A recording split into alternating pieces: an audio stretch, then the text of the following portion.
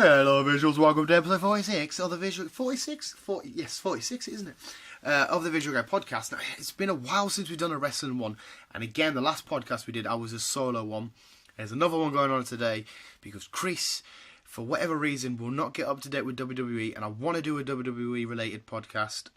Or just any type of video because we've got wrestling fans of the channel and we've been letting them down so much lately because each week we wanted to do a podcast dedicated to wrestling, but because Chris doesn't keep staying up to tune with it, we can't do one because then it's just like a conversation he can't have.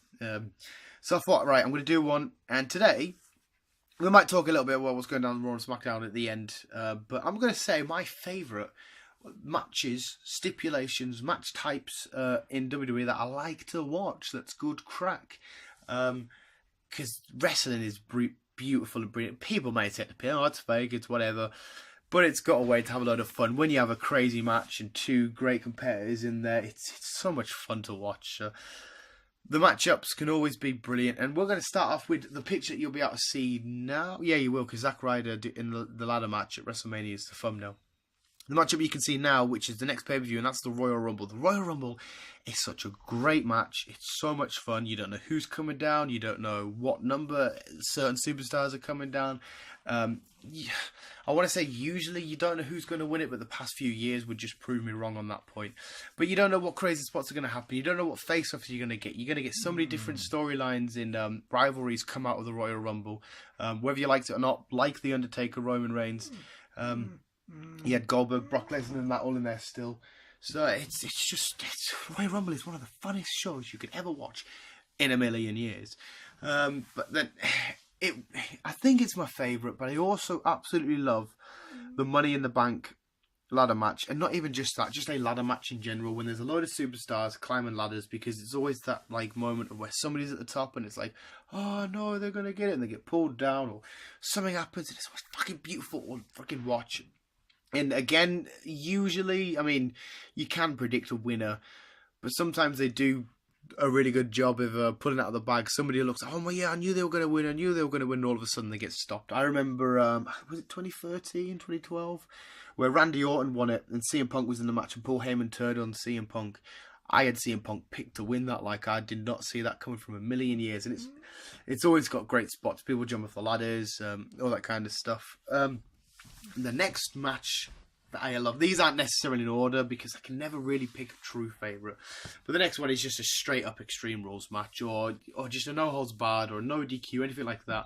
A matchup where they get in, smash each other's heads in for a little bit, and then the chairs come out, the tables come out, the kendo sticks come out, all the weapons that they want to get out just start going everywhere, and it's great. At the end of the match, you see the two guys or the two girls in the ring, and it's just carnage, just broken stuff everywhere. The recent one, well, not it wasn't a no DQ. Well, it's Hell in a Cell, so whatever. But against the New Day and the Usos, the carnage left in the ring after that with snapped kendo sticks and stuff. It was absolutely crazy. I thoroughly enjoyed that match. And that's a rivalry I wouldn't have thought I would proper enjoy, but it was great, and that match was great. They both teams utilised the stipulation absolutely spot on. Next matchup is a lumberjack match, and again, that's one that's I can't remember a recent time where it's actually happened, but you can usually get rivalries quite good and come out of that because the lumberjacks, a lot of the times they turn on each other, they hit on each other, man. No, they hit each other and stuff, or they'll get involved a bit too much, and then you can have a rivalry of one of the competitors in the ring and one of the lumberjacks. But it's always fun to see a lot of the superstars around the ring just waiting for another superstar to get chucked out so they can chuck them back in and welt them a bit. It's a weird matchup, but it's absolutely fun as hell. I enjoy the fucking shit out of that. So I don't mind watching a good old lumberjack match. The next matchup is just a regular matchup. Like, when you know, I know it's big screen, I'm one about my favourite like sort of matchups here. A regular matchup is great because obviously that's 9 times out of 10, that's what always happens. But to just have a regular matchup like a Cena AJ from SummerSlam, or was it Royal Rumble? Yeah, Royal Rumble, or something like that, and you know it's not going to be any outside interference. You know there's not going to be any weapons involved. It's just two wrestlers going sick and putting on great, amazing, like I said, Cena and AJ. Who am I trying to think of? I'm trying to think of another match that I watched recently that was absolutely beautiful. And I can't... Shinsuke Nakamura, Sami Zayn from NXT a couple of years ago. That was just friggin' fantastic to watch. Wrestling masterclass at its best, and hopefully along the line somewhere, Kenny Omega and Chris Jericho can do what they did at Wrestle Kingdom, but in WWE. Not that it's wrong in being new Wrestle Kingdom, but it would be great to see it at WrestleMania or something like that. But yeah, just a regular matchup when there's just two masters of what they do in the ring, doing what they do best. It's art to watch. Again, people say it's fake, it's not real. It doesn't matter. It's storytelling, and the match itself will tell the story as well. So there you are. And the next one that I absolutely love. See, I was going to start mentioning stuff like a flag match, flag on a pole match, or whatever they called the Cena Rusev one from not long ago, or something like that. But again, I don't actually think I like them kind of matches. They're a bit tedious and a bit thingy. Straight up chairs matches do my head in. Just a straight up table, ladders and chair match between two competitors is absolutely great to watch. Hell in a Cells are fantastic as long as they utilise the cell. You sometimes see matches where occasionally a competitor, a superstar, will just get chucked against the cell a couple of times. Like, all right, done. Then you need to climb up on that son of a bitch. You need to obviously not always go on top, but climb up, do some more dramatic stuff, or slam somebody through it. As long as they utilise the Hell in the Cell well, it's great. If they don't, it's just a match inside of a box. Same with a cage match. Cage match is usually quite good because if the competitors, the superstars, are going for an escape through the top, and it's like a big race of who's going to get down first, that's always good to watch. Or when they're crawling along, they're like, open the gate. That's fun to watch.